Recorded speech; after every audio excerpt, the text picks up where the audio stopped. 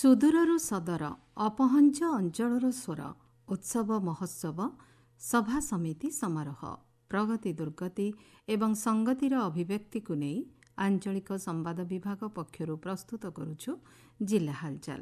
ଆଜି ଜିଲ୍ଲା ହାଲଚାଲରେ ଶୁଣନ୍ତୁ ଗଜପତି ଜିଲ୍ଲା ସମ୍ପର୍କରେ ତଥ୍ୟ ଦେଇଛନ୍ତି ଆମ ଗଜପତି ସମ୍ବାଦଦାତା ଗଣେଶ କୁମାର ରାଜୁ ଓ ଉପସ୍ଥାପନାରେ ମୁଁ ନୀନା ସାହୁ। ଗଜପତି ଜିଲ୍ଲାରେ ଥିବା ଶିଶୁ ସୁରକ୍ଷା ୟୁନିଟ୍ ପକ୍ଷରୁ ପିତୃମାତୃହୀନ ଏକକ ଅଭିଭାବକ ଶିଶୁ ଶ୍ରମିକ ଯୌନ ନିର୍ଯାତନାର ଶିକାର ହୋଇଥିବା ଶିଶୁ ଏବଂ ଶିଶୁ ଚାଲାଣ ଓ ଅସହାୟ ଶିଶୁମାନଙ୍କ ପାଇଁ ବିଭିନ୍ନ ବ୍ୟବସ୍ଥା କରିବା ଉପରେ କାର୍ଯ୍ୟ କରୁଛି।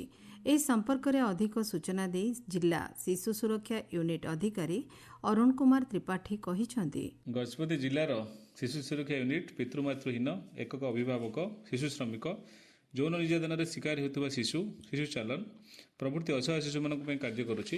ଅତି ନିକଟରେ ଜିଲ୍ଲା 608 ପିତୃମାତୃହୀନ ଶିଶୁ ଏବଂ 4942 ଏକକ ଅଭିଭାବକ ଶିଶୁଙ୍କୁ ଚିହ୍ନଟ କରିଛନ୍ତି। ସେହି ଶିଶୁମାନଙ୍କୁ କିପରି ସମାଜର ମୁଖ୍ୟ ସ୍ରୋତରେ ସାମିଲ କରାଯିବ ଏବଂ ସେମାନଙ୍କର ଅଧିକାର କିପରି ସାବ୍ୟସ୍ତ କରାଯିବ ସେହି ଲକ୍ଷ୍ୟରେ ଜିଲ୍ଲାପାଳଙ୍କ ନିର୍ଦ୍ଦେଶରେ ସମସ୍ତ ଶିଶୁମାନଙ୍କୁ ଶିଶୁ ମଙ୍ଗଳ ସମିତି ଆଗରେ ଉପସ୍ଥାପନ କାର୍ଯ୍ୟ ଆରମ୍ଭ ହୋଇଛି। ସେଥିମଧ୍ୟରୁ 1721 ଶିଶୁ ବର୍ତ୍ତମାନ ଉପସ୍ଥାପନ ହୋଇସାରିଛନ୍ତି। କିଛି ଶିଶୁଙ୍କୁ ଶିଶୁ ଯତ୍ନ ଅନୁଷ୍ଠାନରେ ରେଫର କରାଯାଇ ସେମାନଙ୍କର ସମସ୍ତ ଦାୟିତ୍ୱ ନିଆଯାଉଛି। ଯେଉଁ ଅନୁସୂଚିତ ଜାତି ଏବଂ ଜନଜାତିର ଶିଶୁ ପିତୃମାତୃହୀନ ଏବଂ ଏକକ ଅଭିଭାବକ ଭାବେ ଚିହ୍ନଟ ହୋଇଛନ୍ତି ସେମାନଙ୍କୁ ଆଶ୍ରମ ଆବାସିକ ବିଦ୍ୟାଳୟରେ ନାମ ଲେଖାଇବା ପାଇଁ ସୁଯୋଗ ତିଆରି କରାଯାଉଛି। ଅନ୍ୟ କିଛି ଶିଶୁମାନଙ୍କୁ ପୃଷ୍ଠପୋଷିତ ରାଶି ମାସିକ 4,000 ଟଙ୍କା ପାଇଁ ରାଜ୍ୟ ସରକାରଙ୍କୁ ଅନୁମୋଦନ କରାଯାଇଛି। କିଛି ଦଶମ ଓ +2ରେ ପାସ୍ କରିଥିବା ଶିଶୁମାନଙ୍କୁ ଚିହ୍ନଟ କରି ITI, diploma, world centre, hotel ମ୍ୟାନେଜମେଣ୍ଟରେ ନାମ ଲେଖାଇବା ପାଇଁ ଗ୍ରୀନ୍ ପ୍ୟାସେଜ୍ ଏବଂ ଯଶୋଦା ଯୋଜନାରୁ ଆର୍ଥିକ ସହାୟତା ପାଇଁ ଅନୁମୋଦନ କରାଯାଇଛି। କିଛି ଶିଶୁ ଯୌନ ଶୋଷଣର ଶିକାର ହୋଇ ଗର୍ଭବତୀ ହେଲା ପରେ ସେମାନଙ୍କ ଯତ୍ନ ନେବା ସହ ସେମାନଙ୍କୁ ପ୍ରଧାନମନ୍ତ୍ରୀ ମାତୃବନ୍ଦନା ମାଧ୍ୟମରେ ଆର୍ଥିକ ସହାୟତା ଯୋଗାଇ ଦିଆଯାଉଛି।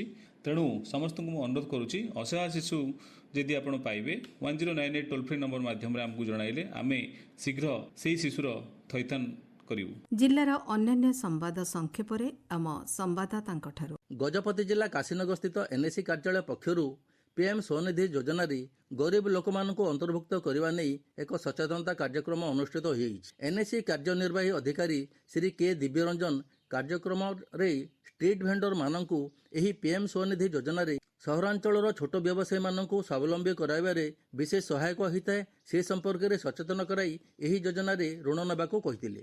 ପାରଳାଖେମୁଣ୍ଡି ସ୍ଥିତ ଜିଲ୍ଲା ମୃତ୍ତିକା ସଂରକ୍ଷଣ ଭବନଠାରେ ଲିନ୍ସି ଫାଉଣ୍ଡେସନ ପକ୍ଷରୁ ସେଞ୍ଚୁରିଆନ ୟୁନିଭର୍ସିଟିର MS ସ୍ୱାମୀନାଥନ କୃଷି ବିଦ୍ୟାଳୟର ସହଯୋଗରେ କୃଷି ଓ କୃଷକ ସଚେତନତା ଓ ମୃତ୍ତିକା ସ୍ୱାସ୍ଥ୍ୟ କାର୍ଡ ବଣ୍ଟନ କାର୍ଯ୍ୟକ୍ରମ ଅନୁଷ୍ଠିତ ହୋଇଯାଇଛି।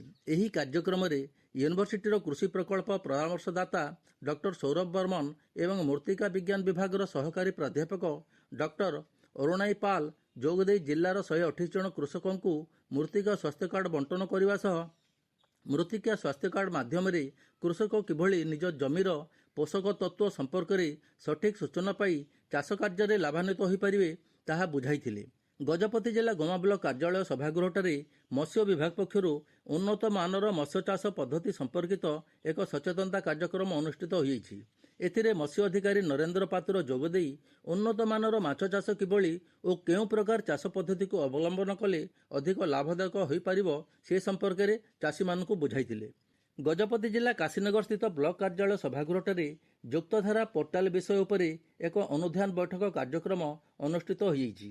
ଏହି କାର୍ଯ୍ୟକ୍ରମରେ BDOC ଡମ୍ବରୁଧର ମଲ୍ଲିକ ଅଧ୍ୟକ୍ଷତା କରି ପୋର୍ଟାଲର ବ୍ୟବହାର ଓ ଏହାର ଉପକାରିତା ସମ୍ପର୍କରେ କହିବା ସହ ଏହି ଯୋଜନାରେ ଭୂସ୍ଥାନୀୟ ଦୃଷ୍ଟିକୋଣର ଆବଶ୍ୟକତା ଉପରେ ଗୁରୁତ୍ୱ ଦେବା ଉଦ୍ଦେଶ୍ୟରେ ଏହି ପୋର୍ଟାଲ କାମ କରିବ ବୋଲି କହିଥିଲେ। ବିଦ୍ୟାଳୟ ଖୋଲିବା ପରେ ଗଜପତି ଜିଲ୍ଲା ଗୋସାଣୀ ବ୍ଲକର ବିଭିନ୍ନ ବିଦ୍ୟାଳୟର 5ରୁ 17 ବର୍ଷ ବୟସର ଛାତ୍ରଛାତ୍ରୀମାନଙ୍କ ପାଇଁ ମାଗଣା ଆଧାର ବାୟୋମେଟ୍ରିକ ଅପଡେଟ୍ କାର୍ଯ୍ୟକ୍ରମର ଶୁଭାରମ୍ଭ ହୋଇଯାଇଛି। UIDAI ଓକାର ଏକ ଟିମ୍ ବିଭିନ୍ନ ବିଦ୍ୟାଳୟ ପରିଦର୍ଶନ କରି ଛାତ୍ରଛାତ୍ରୀ ଓ ଅଭିଭାବକମାନଙ୍କୁ ଏହାର ଗୁରୁତ୍ୱ ସମ୍ପର୍କରେ ସଚେତନ କରାଇଥିଲେ। ପରେ ଗଜପତି ଜିଲ୍ଲାର ସଂଯୋଜକ P ଶ୍ୟାମ କୁମାରଙ୍କ ସହ ଶିକ୍ଷକ ଓ CRC ମାନେ ଛାତ୍ରଛାତ୍ରୀମାନଙ୍କୁ ସେମାନଙ୍କ ଅଭିଭାବକମାନଙ୍କ ଦ୍ୱାରା ମାଗଣାରେ ବାୟୋମେଟ୍ରିକ ଅପଡେଟ୍ କରିବା ପାଇଁ ଅନୁରୋଧ କରାଯାଇଥିଲେ।